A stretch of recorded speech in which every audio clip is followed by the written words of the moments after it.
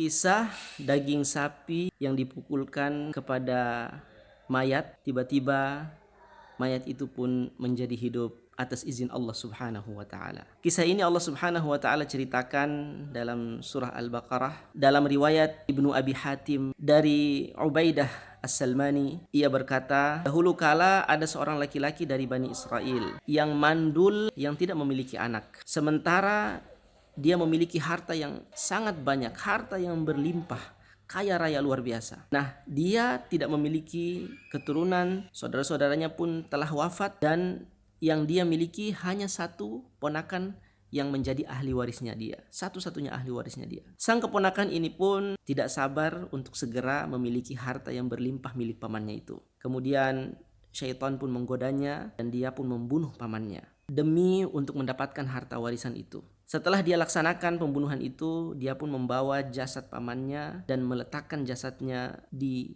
depan pintu rumah tetangga atau di depan pintu rumah orang lain. Pada pagi harinya, dia pun dengan segera menuduh tetangganya bahwa merekalah yang telah membunuh pamannya. Sampai-sampai mereka pun mengambil senjata dan ingin menyerang di antara mereka. Bahkan telah terjadi perselisihan itu dan perkelahian di antara mereka. Orang-orang yang bijak dan para ulama Bani Israel yang di antara mereka kemudian mengatakan, mengapa kalian saling bunuh-bunuhan? Padahal ada Rasulullah, ada utusan Allah di antara kalian, yaitu Nabi Musa alaihissalam. Datangilah Nabi Musa dan mintalah dia untuk menjadi hakim bagi kalian. Akhirnya mereka pun mendatangi Nabi Musa alaihissalam. Mereka pun menceritakan kejadian yang telah terjadi. Nabiullah Musa alaihissalam pun berkata, sesungguhnya Allah telah mewahyukan kepadaku, memerintahkan kepada kalian untuk menyembelih seekor sapi betina. Apa yang terjadi?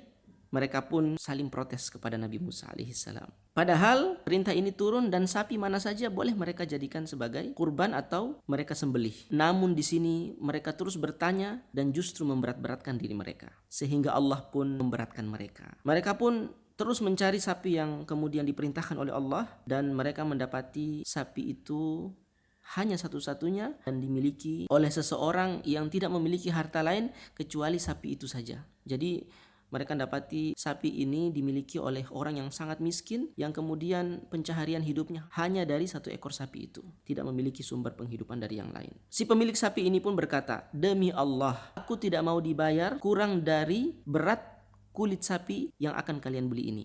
Artinya sembelihlah sapi ini, namun timbanglah kulitnya dan nilai daripada uang emas yang akan kalian bayarkan kepadaku seberat kulit sapi yang kalian beli dariku. Akhirnya mereka pun menyetujui dan membeli sebagaimana yang disyaratkan oleh pemilik sapi ini. Setelah mereka membeli sapi ini, mereka pun menyembelihnya dan daging dari sapi ini pun mereka pukulkan kepada si mayat itu. Dan tiba-tiba atas izin Allah Subhanahu wa taala, mayat itu pun kembali menjadi hidup. Mereka pun lantas bertanya dan juga disaksikan oleh Nabi Musa alaihissalam, siapakah yang membunuhmu sebenarnya? Apakah tetangga ini yang sebagaimana yang dituduhkan ataukah orang lain? Si mayat pun menunjuk orang yang menjadi pelaku pembunuh dirinya, yang tidak lain adalah keponakannya sendiri. Dia mengatakan orang ini ternyata yang dia tunjuk adalah keponakannya sendiri. Setelah dia menjawab pertanyaan mereka, kemudian dia mati kembali. Subhanallah, setelah itu pun si ponakan ini tidak diberikan sepeser pun dari harta warisan yang berlimpah milik pamannya yang dia bunuh. Semenjak itu turunlah hukum syariat bahwa siapapun yang membunuh dia tidak akan mendapatkan warisan. Dan ini diterapkan juga oleh Nabi Muhammad SAW pada syariat Islam. Al-qatilu la yurath. Seorang pembunuh tidak berhak menerima warisan siapapun dia. Dalam riwayat lain, si ponakan ini pun diringkus oleh kerabatnya yang lain dan kemudian dibunuh. Inilah kisah ajaib dalam Al-Quran yang ada dalam surah Al-Baqarah. Allah Subhanahu wa taala berfirman, a'udzubillahi minasyaitonirrajim, wa idz qala Musa liqaumihi, ketika Musa berkata kepada kaumnya, innallaha ya'murukum, sesungguhnya Allah memerintahkan kalian an tadhbahu baqarah, agar menyembelih seekor sapi betina. Qalu atattakhiduna huzwa, wahai Musa, apakah kamu menjadikan kami bahan olok-olokan? Qala a'udzu billahi an akuna minal jahilin. Musa berkata, aku berlindung kepada Allah jika aku termasuk golongan orang-orang yang jahil. Karena siapapun yang suka mengolok-olok, menurut Nabi Musa alaihissalam adalah orang yang jahil. Qalu du'u lana rabbaka yubayyin lana ma hi. Wahai Musa, tanyakanlah kepada Tuhanmu sapi seperti apa yang diperintahkan kepada kami untuk menyembelihnya. Qala innahu yaqulu, sesungguhnya Allah Subhanahu wa taala berkata, innaha baqaratun la faridun wala bikrun awanun baina dzalik. Tuhanmu memerintahkan bahwa sembelihlah sapi yang tidak tua dan juga tidak terlalu muda. Artinya yang umurnya pertengahan. Faf'alu ma tu'maru. Maka laksanakan. Jangan banyak tanya, apa yang Allah perintahkan kepada kalian, laksanakan saja. Qalu du'u lana rabbaka yubayyin lana ma launuha. Mereka berkata lagi kepada Musa, tanyakanlah kepada Tuhanmu, apa warna sapi itu? Qala innahu yaqulu innaha baqaratun safra'u faqi'un launuha tasurrun nadhirin. Musa pun berkata, sesungguhnya Allah berkata untuk menyembelih sapi yang berwarna kuning, yang kuningnya itu adalah kuning yang terang, yang cerah, yang jika dipandang sangat mengenakan mata. Qalu du'u lana rabbaka yubayyin lana ma hiya innal baqara tashabaha alaina wa inna insyaallahu lamuhtadun.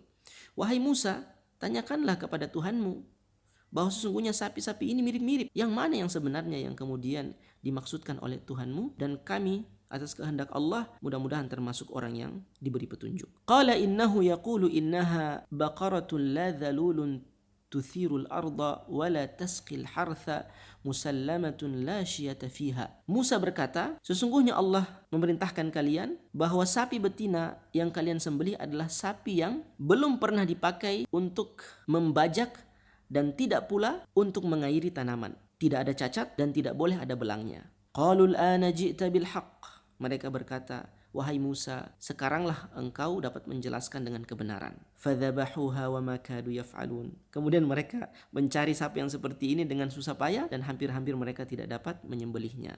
Tapi mereka kemudian menyembelihnya sebagaimana kisah yang tadi itu. Wa idh qataltum nafsan faddara'tumuha wallahu mukhrijum ma kuntum taktumun. Dan ingatlah ketika kamu membunuh satu jiwa yang tidak berdosa, kemudian kalian saling tuduh-menuduh di antara kalian, dan Allah pun menyingkapkan kebenaran itu dari dalam diri kalian yang kalian sembunyikan.